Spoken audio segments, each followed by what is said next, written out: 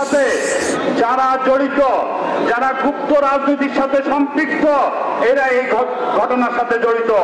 আমরা অনতিবিলম্বে আমরা প্রশাসনের কাছে দাবি জানাবো, অন্তর্বর্তীকালীন সরকারের কাছে দাবি জানাচ্ছি, এই গুপ্ত বাহিনীর যারা গুপ্ত আছেন, সন্ত্রাসী আছেন, যারা থানা থেকে অস্ত্র লুট করেছেন, যারা অস্ত্রধারী, তাদেরকে অনতিবিলম্বে গ্রেপ্তার করতে হবে।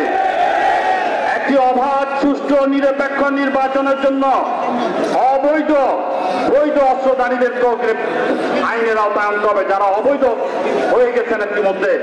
নির্বাচনের প্রার্থীর উপর হামলা, আমরা আপনাদেরকে নিরাপত্তা দেব এখন বলছে, এইটার আমি তীব্র প্রতিবাদ জানাই।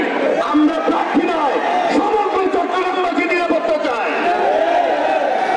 যে কোনো ঘটনা ঘুরিয়ে ফিরিয়ে রাজনৈতিক দল, রাজনৈতিক নেতৃবৃন্দের উপর একটি দায় চাপানোর অপচেষ্টা চলছে। সন্ত্রাসী গ্রেপ্তার হয় না, থানা লুটের অস্ত্র উদ্ধার হয় না, অবৈধ অস্ত্র উদ্ধার হয় না। এইটাকে বিএনপির দায়িত্ব কিনা?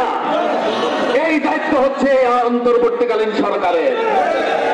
তাদের অবশ্যই অনতিবিলম্বে যে হামলাকারীরা এই অপরাধ করেছে, যেভাবে নগ্নভাবে সিন্ধুপুরে গুলি করে মানুষ হত্যা করেছে, তাদেরকে অবিলম্বে গ্রেফতার করতে হবে। এইসব থানা লুটের অস্ত্র এবং অবৈধ অস্ত্র অতি দ্রুত উদ্ধার করতে হবে।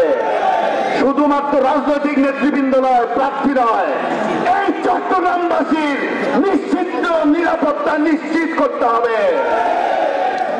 আমার দলের নেতা কর্মীদেরকে আমি একটি বার্তা পৌঁছে দিতে চাই। আমরা অত্যন্ত সংযমের সাথে এবং সতর্কতার সাথে পরিস্থিতি মোকাবেলা করতে হবে। একটি গোষ্ঠী যারা জানে এই বাংলাদেশে কোন নির্বাচন হলে 10% সিটও পাবে না, তারা উঠে পড়ে লেগেছে এই নির্বাচনকে বানচাল করা।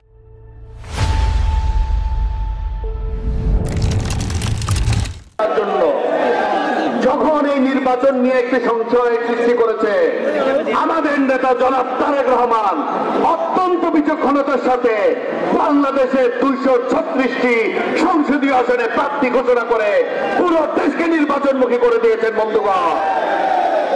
এখন বিভিন্ন ফুটকা ফুটকা যেসব পার্টি আছে, তারা চিন্তা করে নির্বাচন যদি হয়ে যায়, আজকে যে আস্ফালন করছি, আমরা দেশ চালাচ্ছি, আমরা এটা করছি, আমরা এটা করছি, সব ভেস্তে যাবে।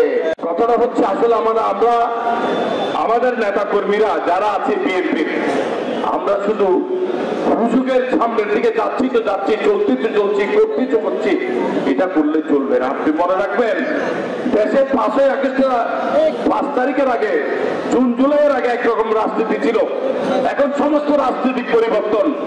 যারা আমাদের ছত্র ছায়ার রাজনীতি করেছে, আমরা স্পেস দিলে যারা তার রাস্তায় দাঁড়াবার সুযোগ পেয়েছে, তারা আজকে নিজেরা আন্দোলনের সোল এজেন্ট পেন বলে যাচ্ছে। আপনারা তো দেখতে পাচ্ছেন, মেন হোতা হিসেবে আজকে তারা নিজেদেরকে দেখাচ্ছেন। আবার মাঝে মাঝে ক্ষমায় চাচ্ছেন। 1947 সাল থেকে এই পর্যন্ত যত কিছু হয়েছে সবকিছু আমাদেরকে ক্ষমা করে দিবেন। আমরা যেন ক্ষমা করার সোল এজেন্সি দিয়েছি, বাংলাদেশের জনগণ সবাই যেন ক্ষমা করার সোল এজেন্সি দিয়েছে। যে স্বাধীনতা যুদ্ধের বিরোধিতা করবেন, আবার ব্রিটিশ থেকে যখন পাকিস্তান স্বাধীন হচ্ছে তখনও বিরোধিতা করবেন। আবার মুক্তিযুদ্ধে যখন মানুষ রক্ত দিচ্ছে, 7.5 কোটি বাঙালি যখন একদিকে, আপনারা পাকিস্তানি হানাদার বাহিনীর সাথে থেকে আবার বাংলাদেশের স্বাধীনতার বিরোধিতা করবেন। এখন নির্বাচনে জয়লাভ করে উঠবেন, জনগণ আপনাকে আমাদেরকে ক্ষমা করে দিবেন। জনগণ ক্ষমা করে না। স্বাধীনতা এমন এক জিনিস, স্বাধীনতা যুদ্ধের বিরোধিতাকারীদের পৃথিবীর কোথাও ক্ষমা করার কোন ইতিহাস, কোন নজির নাই।